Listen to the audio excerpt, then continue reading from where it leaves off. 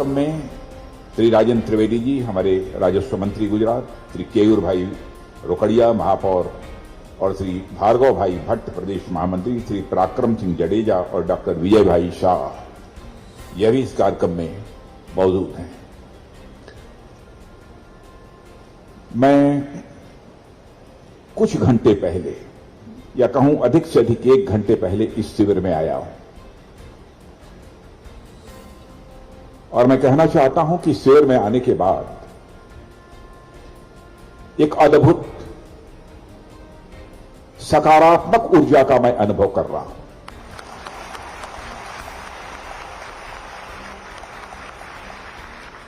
मैं यही सोच रहा हूं कि पिछले 3 दिनों से आप सब लोग यहां पर उपस्थित हैं, आप सब अपने को कितना ऊर्जावान महसूस करते हैं। इस स्थान पर आने के बाद मुझे लगा कि मैंने काफी देर कर ली।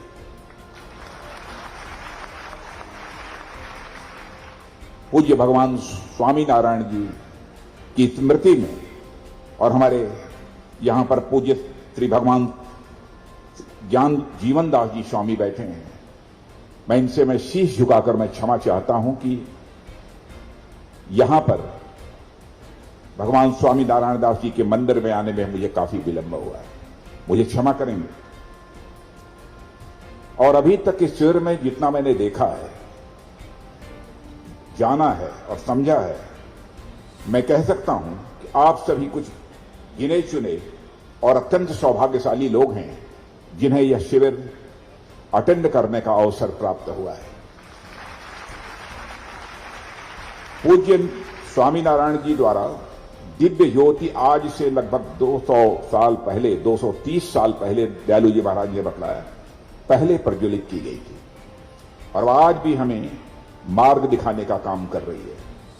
मैं स्वामीनारायण जी की जन्मभूमि उत्तर प्रदेश से उनकी कर्मभूमि गुजरात आकर उनके एक ऐसे विराट स्वरूप का दर्शन कर रहा हूं जिसकी छवि आप सबके ऊपर स्वाभाविक रूप से अंकित हो चुकी है।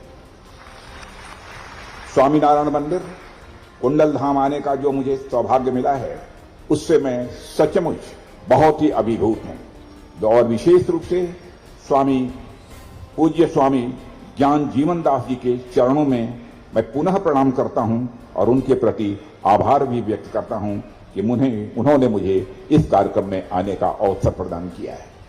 साथियों, हमारे देश की सांस्कृतिक, धार्मिक, आध्यात्मिक, आर्थिक, सामाजिक और राजनीतिक यात्रा में गुजरात की इस पावन धरती का बहुत ही अहम योगदान रहा है।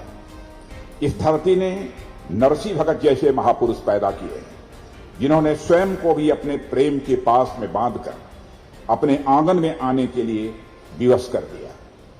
उसके बाद संत दादू दयाल जी ने अपनी वाणी से न केवल गुजरात बल्कि समस्त भारत के समाज को आपस में जोड़ने का एक बहुत महती कार्य किया था। उसी कड़ी में स्वामी नारायण जी का नाम भी बहुत श्रद्धापूर्वक लिया जाता है, जिनके आदर्शों को आत्मसात करने के लिए हम सब एक साथ इस शिविर में उपस्थित हैं।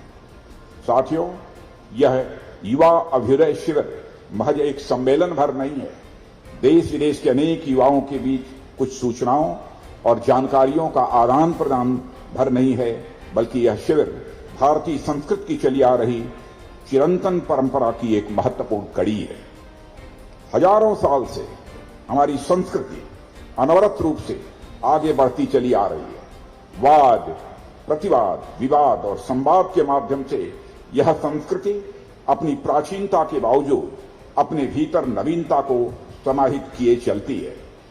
संवाद हमारी संस्कृति का मेरुदंड है, जिसे हम बैकबोन कहते हैं, और इस तरह के शिविर हमारे विचारों और मतों के बीच संवाद की स्थली का काम करते हैं। साथियों, हमारे देश की संस्कृति शुरू से ही विविधता से पूर्ण रही है। हमारे प्राचीन ग्रंथों में उल्लिखित सुर, असुर, नाग, यक्ष और किन्नर जातियों से लेकर वर्तमान की अनेक जातियों, धर्म, दर्शन और संप्रदाय दुनिया भर में भारत की विशिष्टता का कारण रहे हैं। इतने विविधताओं के बीच कभी सहमति तो कभी असहमति यह स्वाभाविक हो जाती है। इस तरह की असहमतियों को दूर करने या थोड़ी साहित्यिक भाषा में उसे कहें तो विरुद्धों के बीच सामंजस्य स्थापित करने के लिए समय समय पर हमारे समाज में महान विभूतियां अवतरित होती रही हैं। इन्होंने अपने ज्ञान और दर्शन से न केवल समाज के तात्कालिक रूप से जोड़ने का काम किया, बल्कि सामाजिक समरसता के भविष्य का भी इन्होंने मार्ग प्रशस्त किया है। श्री स्वामीनारायण जी महाराज भी मैं समझता हूं इस तरह की विविधताओं में संतुलन स्थापित करने वाले एक शिखर पुरुष थे। महानुभाव, हमारी संस्कृत केवल इसलिए महान नहीं है कि यह 5 या 10 हजार या कई हजार वर्ष पुरानी है, बल्कि यह इसलिए महान है कि श्री स्वामीनारायण जी जैसे महापुरुषों के माध्यम से यह आदि से वर्तमान तक अविच्छिन्न रूप से जुड़ी हुई है, इसलिए महान है। इसलिए हम देखेंगे तो पाएंगे कि रामायण से लेकर रामानुज तक, वेदों से लेकर विवेकानंद जी तक और गीता से लेकर गांधी जी तक भारतीयता के शाश्वत मूल्य हमें आपस में गुथे हुए दिखाई देते हैं। ऊपर से देखने पर तो द्वीपों की तरह तमाम संतों और भक्तों की विचारधारा में हमें अंतर मिल सकता है, पर अंदर से देखेंगे तो पाएंगे कि वह मानवता और जगत कल्याण के धरातल पर एक दूसरे से जुड़े हुए हैं। आत्मनो मोक्षार्थम जगत हिताय च कहकर हमारी संस्कृति मानवता के प्रति कल्याण भाव का ही संदेश देती है और जगत हित के बारे में वही सोच सकता है जिसमें एकत्व और एक तत्व यानी ईश्वर का भाव जो सब में देखता हो। और मैं कह सकता हूं इस संप्रदाय के बारे में, यह संप्रदाय सचमुच भारत की संस्कृत के मनीषियों का जो संदेश है कि यत पिंडे तद ब्रह्मांडे, जो पिंड में है वही ब्रह्मांड में है, जो जड़ में है वही चेतन में है, जो सूक्ष्म में है वही विवर्त में है, जो छोटे में है वही बड़े में है, जो मेरे में है वही तेरे में है, इस भाव को सोचने वाला यह संप्रदाय।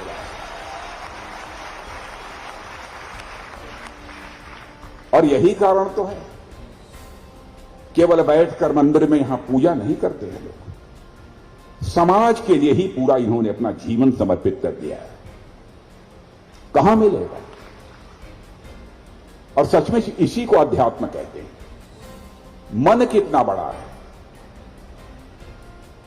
देवियों सज्जनों, छोटे मन का व्यक्ति कभी आध्यात्मिक नहीं हो सकता,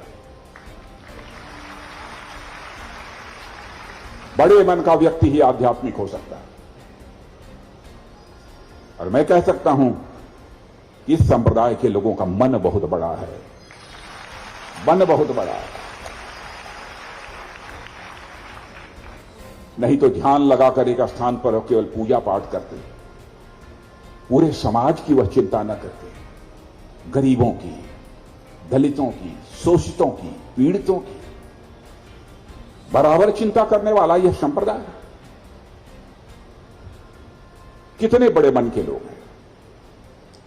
और मैं जानता हूं जिसका मन जितना बड़ा होता है उसी अनुपात में उसे आनंद, सुख, आनंद और परमानंद की अनुभूति होती है, जिसका जितना बड़ा मन बना है।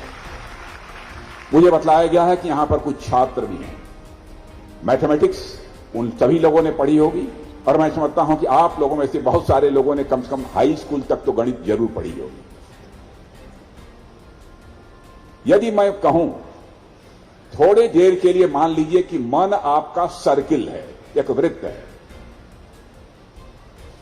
और इस सर्किल के सर्कमफेरेंस को यानी परिधि को जैसे जैसे बढ़ाते जाएंगे, इस मन के परिधि को यानी इसके डायमीटर को जैसे जैसे बढ़ाते जाएंगे, उसी अनुपात में, उसी रेशियो में आपके सुख की, आनंद की मात्रा बढ़ती चली जाएगी और अंततोगत्वा आप परमानंद को प्राप्त करेंगे।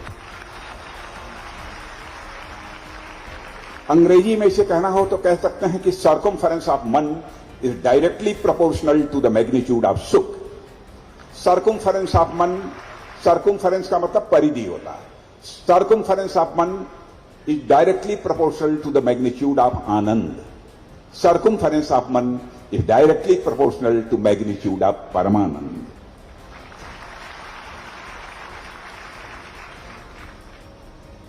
ऐसा कौन सा तत्व है जो आत्मा को सर्वत्र व्याप्त करता है और सबके कल्याण के बारे में सोचने के लिए प्रेरित करता है? इसी का उत्तर स्वामीनारायण जी ने अपने अनमोल ग्रंथ शिक्षा पत्री के माध्यम से जन जन तक प्रसारित करने का भगीरथ प्रयास किया था।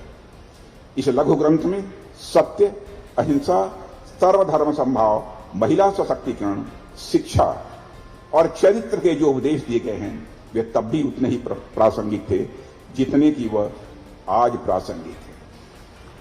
बल्कि मैं कहूं कि उनकी प्रासंगिकता बढ़ती जा रही है तो यह कहना भी गलत नहीं होगा। चरित्र की बात बहुत बड़ी बात, व्यक्तित्व का निर्माण, कॉम्प्रिहेंसिव डेवलपमेंट ऑफ पर्सनालिटी, व्यक्तित्व का समग्र विकास यदि हो सकता है तो चरित्रवान व्यक्ति का ही हो सकता है। एक बार स्वामी विवेकानंद जी, जो हमारे ग्लोबल यूथ आइकन माने जाते हैं, वो एक धर्म संसद में भाग लेने के लिए गए। सूटेड बूटेड वहां के किसी एक व्यक्ति ने उनसे कहा, आप इतने ढीले ढाले कपड़े पहन रखे हैं, आपने साफा पहन रखा है, थोड़ा सा ड्रेस अपना ठीक कर दिया होता तो आप जेंटलमैन की तरह दिखाई देते। भाषण देने के लिए खड़े हुए थे स्वामी विवेकानंद जी ने कहा था कि in your country tailor makes the man, but in our country character makes the man.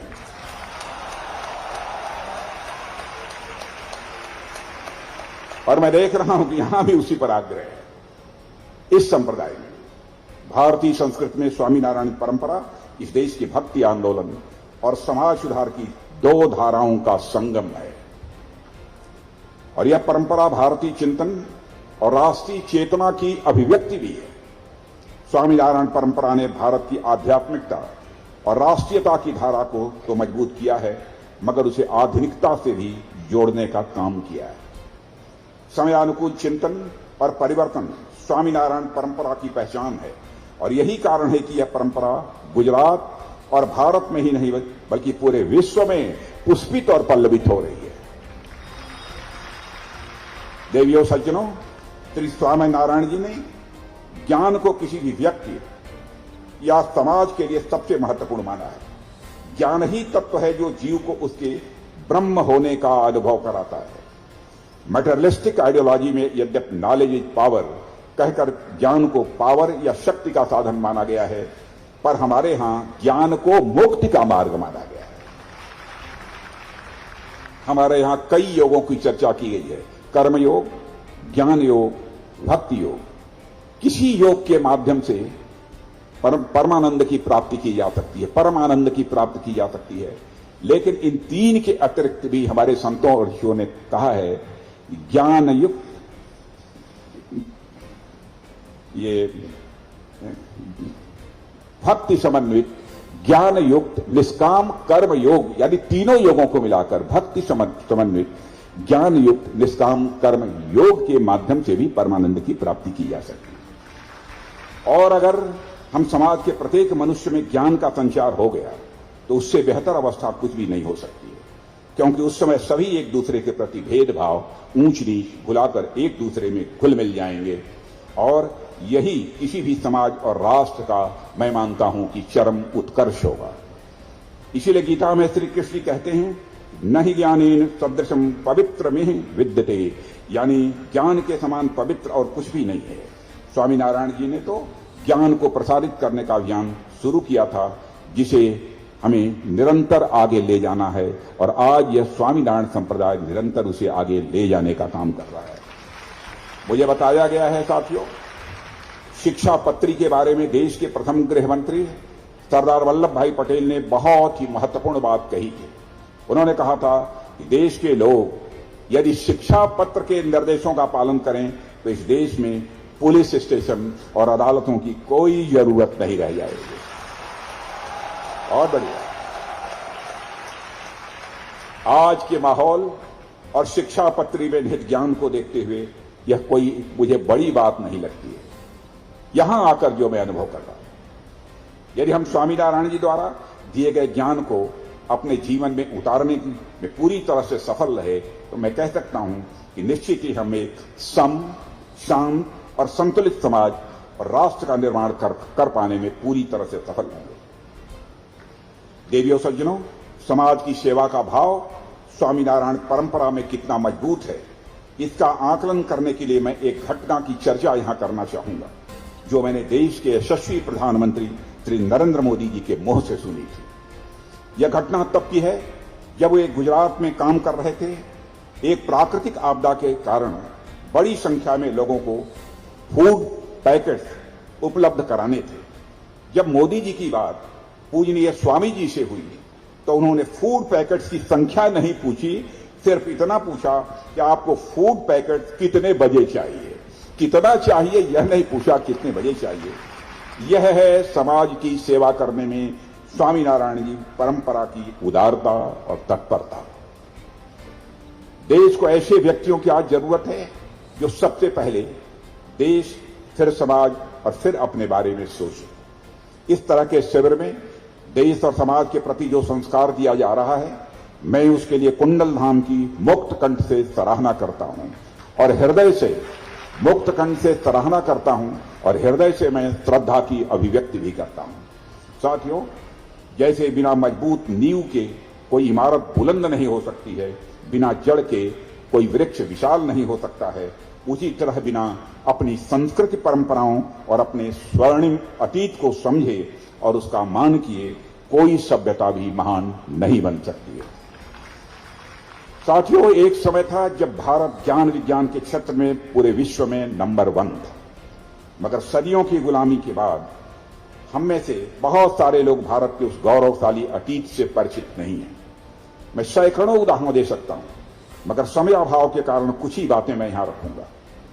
आप में से सभी लोग अपनी जिंदगी में जीरो या शून्य के इस्तेमाल से अच्छी तरह परिचित हैं। बिना जीरो के दर्शन और गणित दोनों ही अधूरे हैं। मगर यह जीरो आया कहां से? यह जीरो मानवता को भारत की देन है, जो मैथ्स के छात्र रहे हैं क्वाड्रेटिक इक्वेशन से भी अच्छी तरह परिचित होंगे। Quadratic equation a+b² is equal to a² + b² + 2ab। वे क्वाड्रेटिक इक्वेशन से भी परिचित होंगे। और यह क्वाड्रेटिक इक्वेशन कहां से आया? यह हमारे भारत में पैदा हुआ स्वामी श्रीधराचार्य जी की यह खोज थी। यह दुनिया के दूसरे देशों की खोज नहीं।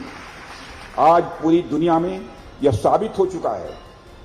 जिस पाइथागोरस प्रमेय की, पाइथागोरस थ्योरम की हम चर्चा करते हैं, यह पाइथागोरस थ्योरम बोधायन ने, हमारे महर्षि बोधायन ने पाइथागोरस से 300 साल पहले ही इसे खोज लिया था।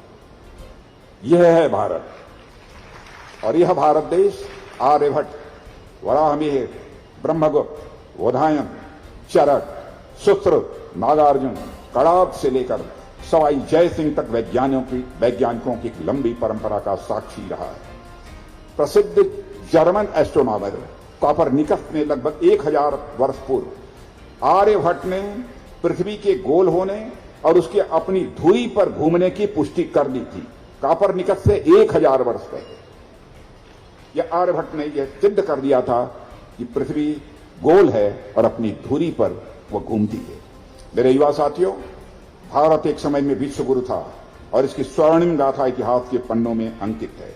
आज हम 21वीं सदी में हैं और इस सदी में भारत को फिर से अपनी श्रेष्ठता के नए अध्याय लिखने होंगे। इसका हमें संकल्प लेना होगा और इसके लिए आर्थिक, सामाजिक और राजनीतिक क्षेत्र समेत जीवन के हर क्षेत्र में नई ऊंचाइयां हमें हासिल करनी होंगी और इसमें युवाओं का ही सबसे महत्वपूर्ण योगदान होगा। और मैं मानता हूं कि युवाओं के लिए सबसे बड़ा प्रेरणा स्रोत हमारी महान सांस्कृतिक विरासत है। साथियों, गांधी जी ने आज से लगभग 100 साल पहले कहा था कि मैं अपने घर के चारों तरफ दीवार नहीं चाहता हूं, न ही अपनी खिड़कियों को बंद रखना चाहता हूं। मैं चाहता हूं कि सभी सभ्यताओं की हवा मेरे घर में सहजता से आए। पर उन्होंने यह भी कहा था कि कोई भी बाहरी हवा इतनी तेज न चले कि मैं औंधे मुंह गिर पड़ूं, और यह मुझे किसी भी सूरत में स्वीकार नहीं है। यह गांधी जी ने कहा था। हमें आज की दुनिया में जो हो रहा है उससे अनजान नहीं रहना है, पर इसके साथ साथ हमें यह भी सुनिश्चित करना है कि हमें किसी भी बाहरी प्रभाव द्वारा हमारी संस्कृति, परंपरा और उसमें निहित मूल्यों को भी खतरे में डालने की स्थिति भी हमें नहीं बनने देनी है। हमें यह सुनिश्चित करना है कि हमारे युवा जितने विश्वास के साथ कोट पैंट टाई पहने, उतने ही गर्व के साथ धोती और कुर्ता भी पहने। जय हो। हमारे युवा कोडिंग में अव्वल हों, पर वेद पुराण उपनिषद के ज्ञान में भी वह किसी से पीछे न हो, ऐसा बनने की जरूरत है। भारत वेद पुराण उपनिषद रामायण महाभारत गीता और गुरु ग्रंथ साहब की धरती है। यह व्यास कबीर नानक देव मीराबाई और साईं की धरती है। यह शंकराचार्य के अध्यात्म, विवेकानंद के ज्ञान, ब्रह्मगुप्त बोधायन चरक के विज्ञान और पूज्य स्वामी नारायण जी के संतुलन और बड़प्पन की यह धरती है। सदियों से भारत ने ज्ञान और आत्मखोज के नए मापदंड स्थापित किए हैं। चाहे वह भौतिक विज्ञान हो या सामाजिक विज्ञान, हर फील्ड में नए कीर्तिमान स्थापित किए हैं। और यही हमारी जड़ें हैं, जिसको हमने आधुनिकता की दौड़ में कहीं न कहीं इसे पीछे छोड़ दिया है। मेरे युवा साथियों, मैं मानता हूं, चाहे वह रामायण हो या गुरु ग्रंथ साहब, इन सब में महानतम मानव मूल्य निहित हैं और हमें अपनी युवा पीढ़ी को इन्हें पढ़ने के लिए प्रेरित करना चाहिए। और हमारे स्वामी जी का शिक्षा पत्र भी हमें किसी भी सूरत में छोड़ना नहीं चाहिए, उसका हमें नित्य पाठ करना चाहिए। मुझे इस बात की प्रसन्नता है कि संस्कार शिविर में भाग लेने वाले युवाओं को भारत की सनातन संस्कृति और संस्कार से परिचित कराया जा रहा है। साथियों, इन परंपराओं में हमारे संस्कारों, हमारे मूल्यों और हमारे रूट्स के श्रेष्ठ अभिव्यक्ति है। मैं उस सोच को नकारता हूं जो आधुनिकता और परंपरा के बीच एक अंतर्निहित संघर्ष देखता है। आपका कल था इसलिए आज है, अतीत था तभी वर्तमान है।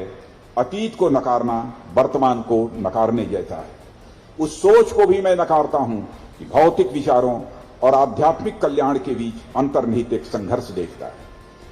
क्योंकि सभी भौतिक सफलता के बावजूद लोग आध्यात्मिक कल्याण की तलाश में हैं और आधुनिकता के बावजूद हम अपने अस्तित्व के सवालों के जवाब खोजने के लिए आखिर में अपने सनातन विचारों और दर्शन का ही दरवाजा खटखटाते रहे हैं। देवियों सज्जनों, भारत एक ऐसा देश है जहां विभिन्नता कभी भी संघर्ष का कारण नहीं बनी है। भारत वह देश है जो मर्यादा पुरुषोत्तम राम को पूजता है और स्थापित मर्यादाओं से आगे जाने वाले कृष्ण को भी पूजता है। हम पूर्णिमा का उत्सव भी मनाते हैं और अमावस्या का भी मनाते हैं। पूरी दुनिया में भारत ही एक ऐसा देश है जहां सभी संप्रदाय के लोग मिलजुल कर रहते हैं। मुस्लिम समाज के 72 फिरके इस देश में मिलते हैं, दुनिया के किसी देश में नहीं मिलते हैं। सबसे पुराना चर्च भी यही मिलता है। जब पारसियों को अपने वतन में उत्पीड़न का सामना करना पड़ा तो उन्होंने सबसे पहले इस देश और इसी प्रदेश में आकर शरण ली थी, गुजरात प्रदेश में आकर शरण ली। और साथियों, भारत अपार संभावनाओं का देश है, सुखद विरोधाभासों का यह देश है। यह एक ऐसा देश है जहां एक राजकुल में जन्मा बालक भिक्षुक बनकर विश्व को सबसे शांत प्रिय धर्म देता है, वहीं एक साधारण बालक एक गरीब ब्राह्मण की मदद से एक साम्राज्य की स्थापना कर लेता है। यह भारत की महान परंपरा है। और आज जब हम न्यू इंडिया के निर्माण में लगे हैं, जिसका हमारे प्रधानमंत्री ने आह्वान किया है, तो हमारा मार्गदर्शक हमारा ओल्ड इंडिया और उसकी समृद्ध सांस्कृतिक परंपरा होनी चाहिए। हमें अपने ओल्ड इंडिया को किसी भी सूरत में भूलना नहीं है। वहां से हमको इंस्पिरेशन हासिल करनी है, वहां से हमको प्रेरणा हासिल करनी है। आज जब भारत 5 ट्रिलियन की अर्थव्यवस्था बनने की दिशा में अग्रसर है, तब हम अपनी 5000 वर्ष से पुरानी सभ्यता को हमें समझना होगा। आज जब हम मंगल पर जाने की तैयारी में हैं, तो हमें यह याद रखना होगा कि सदियों पहले हमने सूर्य और धरती की दूरी माप लिया था कि यहां से सूर्य की यहां से कितनी दूरी है, सूर्य की चंद्र से कितनी दूरी है, चंद्र की धरती से कितनी दूरी है। आज जब हम पुरुषों और महिलाओं को बराबरी का हक देने की बात कर रहे हैं, तो हमें यह जान लेना आवश्यक है कि वैदिक और उत्तर वैदिक काल में महिलाओं को एक गरिमामयी स्थान प्राप्त था। उन्हें देवी, सहधर्मिणी, अर्धांगिनी, सहचरी माना जाता था। स्मृति काल में भी यत्र नार्यास्तु पूज्यन्ते तत्र देवाः रमन्ते कहकर उसे सम्मानित स्थान प्रदान किया गया है। पौराणिक काल में भी शक्ति का स्वरूप मानकर उसकी आराधना की जाती रही है। वैदिक काल में लड़कियों और लड़कों दोनों का ही उपनयन संस्कार होता था। वैदिक काल में महिलाओं को भी शास्त्रों पर शास्त्रार्थ करने का अधिकार मिला हुआ था। गार्गी, अपाला जैसी ऋषियों ने इसी महान भारतीय परंपरा से निकली हुई हैं और इस परंपरा का उन्होंने पालन किया है। भारत आज विश्व नेतृत्व के लिए तैयार हो रहा है। Economy, science and technology, innovation आदि क्षेत्रों में नई ऊंचाइयां छूने की दिशा में भारत तेजी से आगे बढ़ रहा है। उसे याद रखना होगा, इन सबका आधार हमारे बीते हुए कल में है। और साथियों, आने वाला समय भारत का समय है, यह मानकर चलिए। और इस गुजरात ने हमें एक ऐसा सशक्त नेतृत्व दिया है कि हर हिंदुस्तान के नागरिक का एक विश्वास बढ़ा है कि आने वाला समय भारत का समय है। कि नरेंद्र मोदी जी के रूप में जब यूरोप का अभ्युदय हुआ था तो उसकी जमीन, वहां हुए पुनर्जागरण, जिसे अंग्रेजी में रेनेसांस कहते हैं, ने तैयार की थी। भारत की आजादी की जमीन भी स्वामी नारायण, स्वामी विवेकानंद, स्वामी दयानंद सरस्वती जैसे विचारकों ने सांस्कृतिक पुनर्जागरण के माध्यम से की थी। साथियों, आज इस शिविर में आने के बाद मुझे अब तक जो भी अनुभव हुआ और आप लोगों के माध्यम से इस शिविर, इस संस्था और हमारे राष्ट्र का जो भविष्य मेरे सामने उभर कर आ रहा है, मैं उस पर संक्षिप्त में अपनी बात रखना चाहूंगा। आज दुनिया जिस तरीके से बदल रही है, इससे आप सभी लोग अच्छी तरह अवगत हैं। तमाम वैज्ञानिक विकासों के साथ साथ और एक ओर मानव जीवन सुगम बन रहा है, तो दूसरी ओर दुनिया किस गर्त में जा रही है, इस बात से भी आप सभी अच्छी तरह अवगत हैं। ऐसे में दुनिया को एक बार फिर मानवता के कल्याण के बारे में विचार करने की जरूरत है, जिसमें भारत एक लीडर की भूमिका निभा सकता है और दुनिया को पुनः एक प्रकाश की जरूरत है, मार्गदर्शन की जरूरत है, जो हमारा देश अपने विचारों के माध्यम से इस दुनिया को प्रदान कर सकता है। वर्तमान में दुनिया में बढ़ती विसंगतियों से निजात पाने का जो सर्वसुलभ और कारगर तरीका मुझे लगता है, निस्संदेह वह अध्यात्म है। अध्यात्म का अर्थ होता है आत्मज्ञान, अध्यात्म का अर्थ होता है आत्मचिंतन, आत्ममनन एवं विश्लेषण, और अध्यात्म का अर्थ होता है परमात्मा से मिलन का प्रयास। जब मैं आत्मज्ञान की बात कर रहा हूं, तो इसका अर्थ है स्वयं को भली भांति जानना। हम अपने आप को जितना अधिक जान सकेंगे, हम अपने शरीर को और मन को उतना ही बेहतर अनुशासित और नियंत्रित कर सकेंगे। अध्यात्म अपने मन की ऐसी शक्तियों पर नियंत्रण पाने का एक बहुत ही महत्वपूर्ण और अद्भुत मार्ग है। और इसी तरह जब मैं आप लोगों के सामने परमात्मा से मिलन के प्रयास की बात कर रहा हूं, तो मैं स्पष्ट करना चाहूंगा परमात्मा से मेरा तात्पर्य क्या है। दुनिया भर के हर एक धर्म और संप्रदायों ने परमात्मा को अपनी अपनी दृष्टि से देखा है और परिभाषित किया है। किसी ने उसे सगुण के रूप में देखा है, किसी ने उसे निर्गुण के रूप में देखा है, किसी ने गुरु के रूप में, तो किसी ने अलौकिक तत्व के रूप में देखा है। पर इन सबके बावजूद एक समान गुण है जो आपको हर एक पंथ में मिलेगा, वह है इस धरती पर मनुष्य मात्र में परमात्मा की उपस्थिति। सनातन धर्म यह मानता है ईश्वर किसी न किसी रूप में इस धरती पर उपस्थित प्रत्येक जीव जंतु के भीतर उपस्थित है। आदि शंकराचार्य ने अपने अद्वैतवाद के माध्यम से इस विचार को और अधिक पुष्पित पल्वित किया और उनका मानना था जीव ब्रह्म का ही अंश है और वह माया के पर्दे के कारण ब्रह्म से वह विमुख रहता है। पर ज्ञान के प्रभाव से यह पर्दा हटाया जा सकता है और जीव द्वारा ईश्वर की प्राप्ति संभव है। इसीलिए मानवता की सेवा, जीव जंतुओं की सेवा अथवा चर अचर की सेवा प्रकारांतर से यह परमात्मा की ही सेवा कहलाती है। दूसरे शब्दों में मैं कहूं तो लोगों की सेवा और उनकी सहायता ही अंततः हमको अध्यात्म की ओर यह उन्मुख करती है। साथियों, अध्यात्म के बारे में अब तक जो बातें मैंने अभी कही हैं, उसे सार रूप में अगर मुझे कहना हो तो मैं कहूंगा कि जीवन में काम, क्रोध, मोह आदि बंधनों से ऊपर उठने की अवस्था को ही हम अध्यात्म कहते हैं। यानी जिसका मन बड़ा होता है, वह देखना है कि स्वामीनारायण संप्रदाय में आकर देखा जा सकता है, वह सच्चे अर्थों में आध्यात्मिक होता है। और मनुष्य अपने इन बंधनों को जिस हद तक तोड़ता चला जाता है, मानवता के प्रति उदार होता चला जाता है, मैं समझता हूं उतना ही वह आध्यात्मिक ऊंचाइयों को हासिल करता चला जाता है। समाज और राष्ट्र की सेवा दोनों ही परिस्थितियों में मनुष्य के सामने जो पहली शर्त होती है वह होती है अपने अहम को समाप्त करना। बिना अहम को समाप्त किए हम कोई भी सेवा कार्य कर लें, वह दिखावा ही हो सकता है, सेवा नहीं हो सकती। जय हो। और यह स्वामीनारायण संप्रदाय में आपको देखने को मिलेगा। स्व से पर सेवा और पर सेवा से परम सेवा तक की यात्रा ही अध्यात्म है, यही स्पिरिचुअलिटी है। और इस यात्रा की चरम परिणति उस अवस्था में होती है जब मानव मन की हर प्रकार की संकीर्णता समाप्त हो जाती है और वह उन्मुक्त मन से मानवता और ईश्वर को समर्पित हो जाता है। मनुष्य जब यह आत्मसात कर ले जो ईश्वर में है वही सब में है, जो स्थूल में है वही सूक्ष्म में है, तो यह अवस्था आध्यात्म की अवस्था होती है। इसकी परिणति ब्रह्म और ब्रह्म की निर्मित जगत की सेवा में होती है, जब मनुष्य समस्त विश्व को अपना मानकर उनकी सेवा में लीन होने लगता है। वसुधैव कुटुंबकम के पीछे यही भावना है।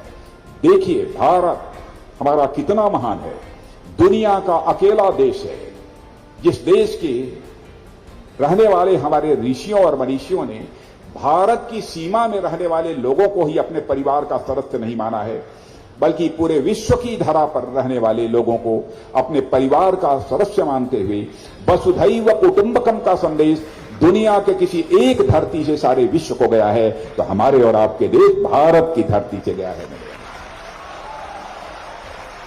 हमारे देश और ऋषियों और मनीषियों का मन कितना बड़ा, इसकी हम कल्पना कर सकते हैं। वसुधैव कुटुंबकम के पीछे यही भावना है जो संदेश हमारी भारत भूमि को पूरे विश्व को गया है। मुझे पूरा विश्वास है इसी सिद्धांत पर आगे बढ़ते हुए हम अपने और समस्त मानवता के कल्याण का मार्ग प्रशस्त करने का प्रयास करते रहेंगे। एक बात और यहां पर मैं कहना चाहूंगा, मेरे युवा साथियों, जीवन में आस्था और विश्वास का बहुत बड़ा महत्व होता है। यदि स्वामीनारायण संप्रदाय से आप जुड़े हैं, कभी हो सकता है कभी कोई मन बहुत ही चंचल होता है, कभी विचलित हो जाता है, लेकिन एक बार जुड़े हैं तो आस्था और विश्वास किसी भी सूरत में इस संप्रदाय से टूटना नहीं चाहिए। मैं आप सबसे जय हो, जय हो।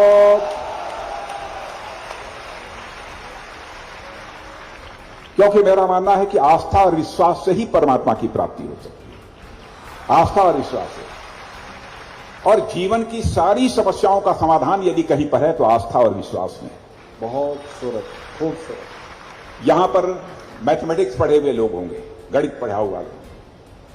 मैं यदि किसी से यह सवाल करूं, किसी आदमी के पास इतना पैसा है, उसने उसका आधा पैसा राम को दे दिया और जो शेष बचा था उसमें से 1/3 घनश्याम को दे दिया और 100 रुपया जो बच गया था वह राधे श्याम को दे दिया।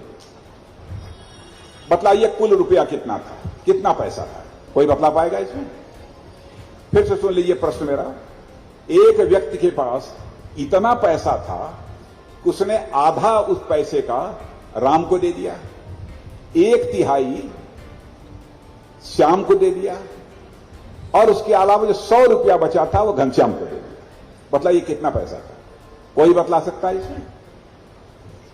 अब देखिए, आस्था और विश्वास से इस समस्या का समाधान मैं निकालने जा रहा हूं। आप मान लीजिए let us consider that amount was a. मान लीजिए कि वह अमाउंट ए था, तो A/2 राम को दे दिया, A/3 श्याम को दे दिया, बचा कितना? 100 रुपया। तो A/2 minus A/3 is equal to 100। It means 5A। इसका मतलब अब यह हो गया A/6 हो गया। A/6 इज इक्वल टू 100, यानी A इज इक्वल टू 600, 600, यानी उस व्यक्ति के पास 600 रुपया था, 600 था जो उसने दे दिया। माने आस्था और विश्वास के आधार पर आप यदि गणित की समस्याओं का समाधान कर सकते हैं, मैथमेटिक्स की प्रॉब्लम्स को यदि आप सॉल्व कर सकते हैं, तो आस्था और विश्वास के आधार पर जीवन की समस्याओं का समाधान क्यों नहीं निकाला जा सकता? यह बात हमारी समझ में है।